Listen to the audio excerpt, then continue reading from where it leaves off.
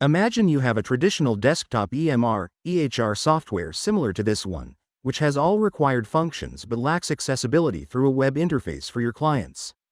Consequently, even a basic task like registration requires customers to contact the help desk and manually manage the process. The current software automation technologies and experience of Abto Software can help you to implement this user flow without making changes to the legacy application. The following steps should be executed to make this work.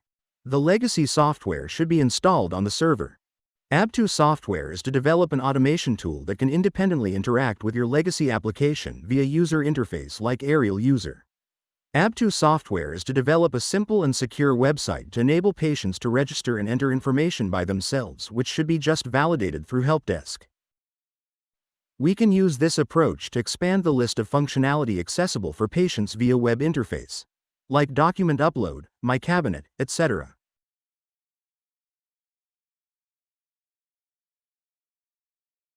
As you can see, just entered patient data via web interface was automatically pasted into the legacy system. Now it should be reviewed and approved.